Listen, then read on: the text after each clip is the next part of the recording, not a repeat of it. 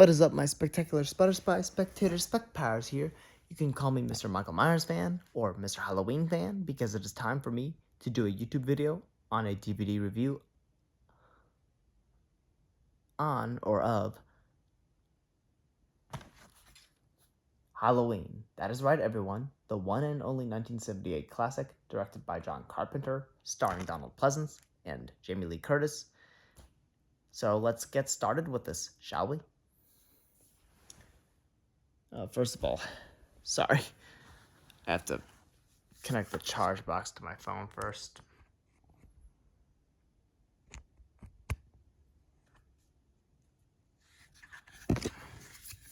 There we go. That's more like it. And, so yeah, like, here it goes. So first of all, here's the cover. John Carpenter's Halloween title logo. And there's the picture of the jack-o'-lantern picture and Michael Myers' hand holding a butcher knife the night he came home. That says it all, right? And if you look carefully, the details on the hand over there show a face of someone screaming. Like you see, there's the mouth, the nose, the eyes. It's like someone screaming, "Oh no, there's the boogeyman, he's gonna kill me." So symbolic, right? And here's the side. And here's the back. The one, the only, the classic. And there's Jamie Lee Curtis as Laurie Strode, Nick Castle as The Shape, aka Michael Myers. Feel free to pause and read this. You got it? All right. Donald Pleasence as the main protagonist, one of the main protagonists, Samuel Loomis. Nancy Loomis as Annie. PJ Souls as Linda. Laurie Strode again, played by Jamie Lee Curtis.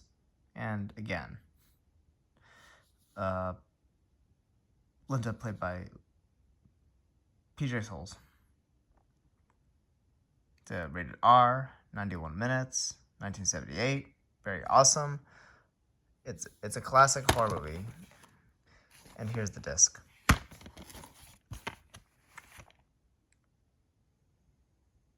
For those of you who don't know what it's about this boy named Michael Myers who, as a 6-year-old little boy, kills his older sister on Halloween night of 1963. As a result, he goes to a mental institution where he is for the next 15 years. That's where he meets Dr. Samuel Loomis, played by Donald Pleasence, again, like I said. And 15 years later, he breaks out to go on a killing spree, but most importantly, he targets Laurie Strode, Jamie Lee Curtis's character. Why, you may ask? Well, depending on which timeline continuity we're talking about, spoiler alert, either he's related to her or it's just unknown reason, because in the Thorn trilogy timeline, H2O timelines, and the Rob Zombie timeline, which is not canon to the 1978 Halloween film at all, they are brother and sister, and yet he wants to kill the other sister. If we're talking about the 2018 timeline, we don't know because they made it more mysterious, and they had it be that Michael Myers was not her brother. So it made it more mysterious, and I have to admit, it made it more interesting, in my honest opinion, even though I felt it was weird at first. You know what I mean? So yeah, like, it's a good movie, so classic, graphic, etc. And like, it's like what are those things? Like, when you watch it for the first time, you have to cherish that experience, especially if you don't know what's gonna happen. So after he escapes, Dr. Loomis decides to go after him. Like, he gets a gun, as like a weapon, self-defense. On the way, Michael Myers steals an overall from someone he kills. He steals a couple ropes, knives, and a mask from a hardware store in Haddonfield. He sets up his killing spree, really professional and scary. Ugh. And like, it launched its own franchise with sequels, remakes, etc. Like they're coming out with a Peacock TV series soon. Like it's in production right now. I'm excited to see that. And John Carpenter, he composed the music himself. You know why? Because he couldn't afford to hire a composer himself, so he decided to do it from scratch himself, and he did a really good job on doing that. And I met him a few months ago at Comic-Con, at New York Comic-Con at the time of this recording, and I told him how much I loved his movies, and he was flattered, and I told him I did a research paper on him, and he was impressed, and I told him how this might sound like an unpopular opinion, but I personally liked the ending of Halloween Ends. I cried tears of joy to it, and he was flattered of that too. So yeah, Michael Myers never gets old. He's iconic. He still remains an icon to this day, even though it's been almost 50 years. It's 2024 at the time of this recording, so almost 50 years. And since this came out in 1978, it makes sense with the math. He still lives up to the legacy to this day when it comes to horror icon history, people. What was I going to say? Hang on.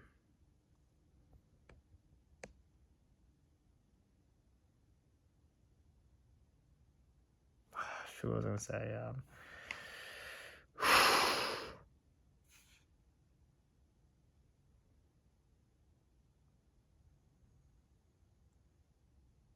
Oh gosh, what was I gonna say? I'm so sorry. Oh yeah, like it contains references to a Psycho, like Michael Myers holding the knife and acting psychotic, and Dr. Sam Loomis is named Sam Loomis, like after the Psycho character, but they're not the same person. Even though there was a theory that they were at one point, but they're not. And John Carpenter really took inspiration from Psycho, which starred Jamie Lee Curtis's mother, Janet Leigh, who passed away 20 years ago at this point, unfortunately. She was a good actress, though. She was symbolic and iconic, alongside her husband. And, what was I going to say? I was going to say something else, wasn't I? Hang on. I'm so sorry.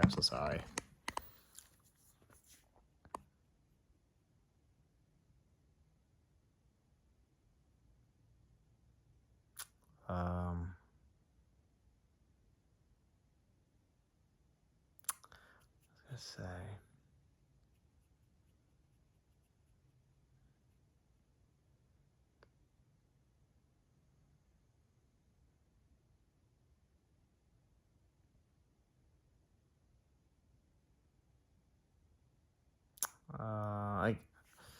I mentioned the music. I meant the composing. I'm so sorry. No, it launched its own franchise. Fun fact: John Carpenter originally envisioned this franchise being anthology. Like each film focuses on its own Halloween story set on Halloween, and then one and done after each film. But people were hyped about Michael Myers, so he decided to bring him back for part 2, and he was like, "Okay, that's it after that." And then Halloween 3 happened. He tried to do the anthology route, but people were too hyped about Michael Myers, and they were like, "Where's Michael?" And the movie flopped, so Carpenter decided to bring, and everyone else decided to bring back Michael Myers, and he's been back ever since. Halloween 4, The Return of Michael Myers in 1988, and he's not stopping anytime soon, and being iconic. And yeah, it's really interesting. Like there's a lot of symbolism, suspense moments, like being in the dark room at nighttime multiple times, especially alone. It makes you be like, oh, get out of there. I don't want to be. Imagine if I was alone. And one of the best shots. Laurie Strode is terrified, and Michael Myers his face slowly shows up from the dark. You know how they did that? So one of the crew members put a light device thing under the actor and slowly lit it up. It slowly shows up. The face slowly shows up in the dark. It's so scary and iconic at the same time, if you ask me. And yeah, it's really awesome. I personally recommend it. 10 out of 10. No, 100 out of 10. It's one of the best graphic horror movies ever, in my honest opinion. And there are those suspenseful moments where Michael Myers dies and multiple times, and he keeps coming back. Like at the end, spoiler alert, he gets shot multiple times by Samuel Loomis, and it seems like he's dead, but he came back again, but disappeared, and you can hear his breathing for a while, and then at the last shot of the Michael Myers house, and cut to credits. That shows you how John Carpenter cared about this film and filmmaking vision, especially for the audience reaction. There you go. And like I've been hooked on it ever since I first watched it when I was in second grade. Like the music suspenses you, the shots, everything. And this was before they even had CGI. So it's amazing how, I mean, they didn't really need CGI, but it's just, like pulling off the kill, they didn't really require like digital effects or anything like that. They didn't need it. I mean, they didn't have it, but they managed to do it. That's the thing that's awesome about it, you know what I mean? So yeah. Am I forgetting anything? Hang on a second. I don't think hang on.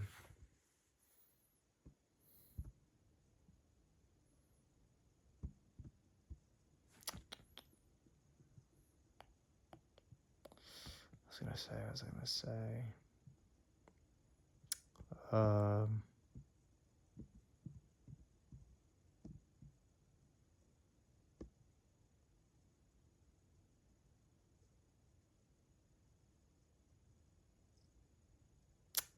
yeah, it's a good movie. Um, the breathing sound effects is really awesome. And like it never gets old with the music as well. Like you can always hear it every now and then, especially during Halloween time period. I like how like they show kids trick or treating. They're like, trick or treat, smell my feet, give me something good to eat. It's so awesome and symbolic, in my honest opinion, everybody. And this fandom's gonna live on for generations and generations. Like Michael Myers knows how to terrify people, and again, he still remains a horror icon to this day.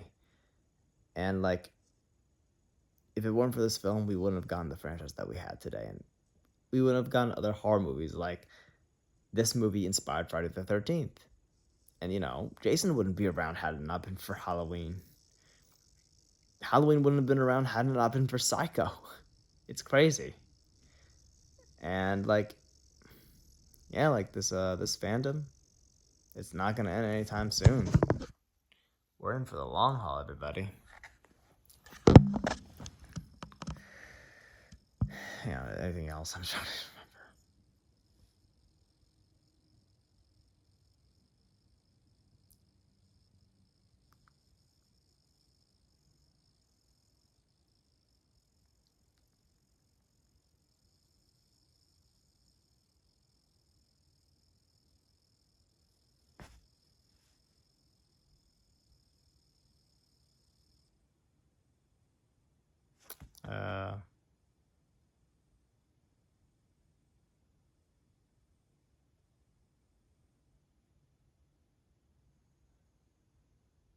I'm trying to remember. Hang on. Trying to remember.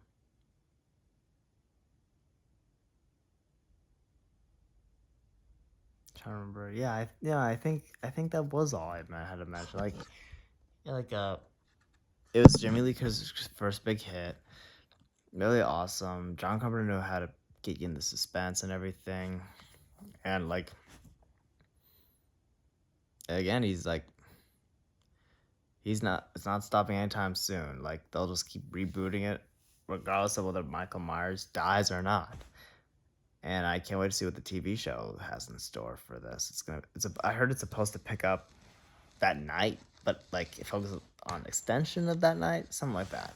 I'm sure we'll see Michael at least. I can't wait for that to happen, everybody.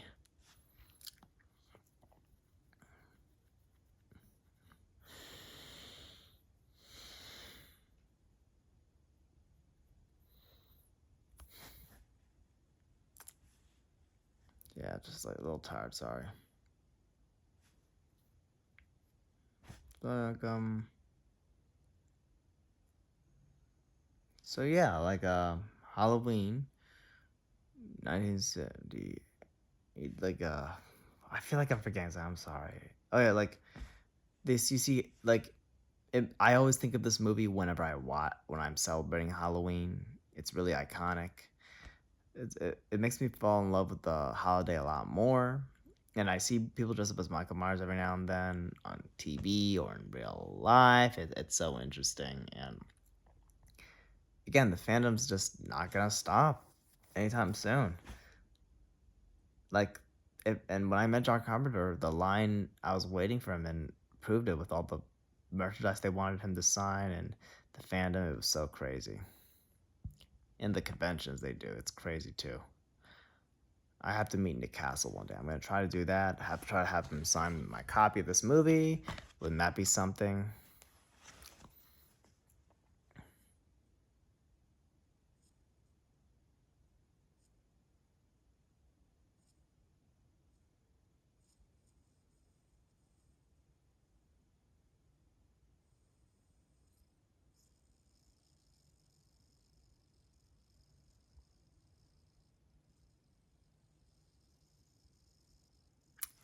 Yeah, I'm trying to remember. Trying to remember.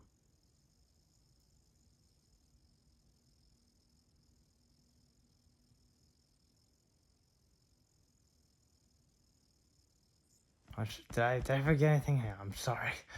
I get a little tired right now. Yeah, my like the this. Oh, the acting is good too. Like Jamie Lee Curtis does good as Laurie Strode. Nick Castle does good as The Shape, aka Michael Myers.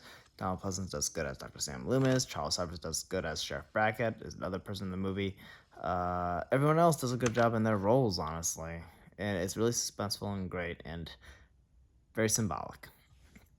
So yeah, I personally recommend this film. 10 out of 10. No, I changed my mind. 100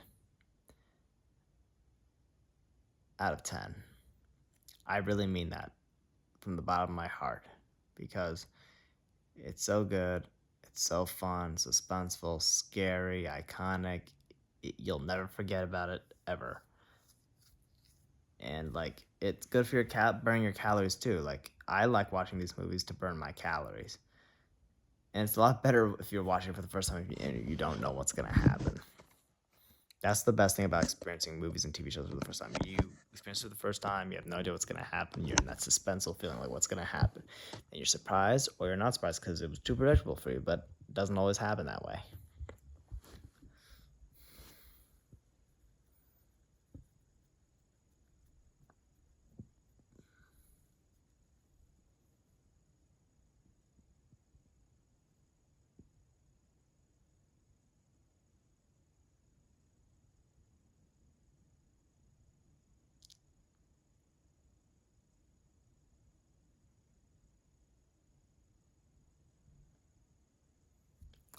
Yeah, I'm trying to remember if I have anything else to say.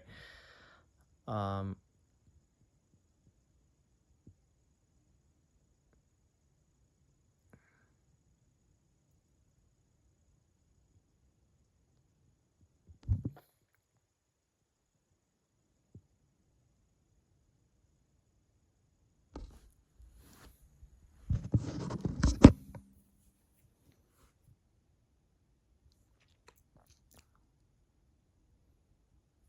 so yeah, it's a really good film, and I personally recommend it. Yeah, you Halloween, everybody.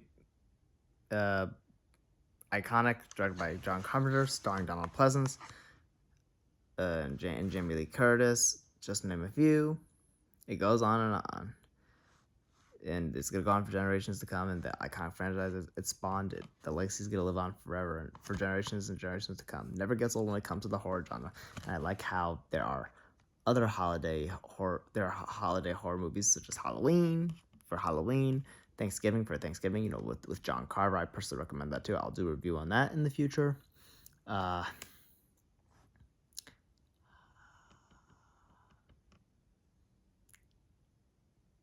Leprechaun for Saint Patrick's Day, April Fool's Day for April Fool's Day. Uh, I mean, in a way, it's a horror movie and it's not a horror movie at the same time. You'll understand what I mean when you watch it for the first time. I personally recommend that. Um, I don't know if these count as holiday movies, but horror movies, but Happy birthday to me. Happy Death Day.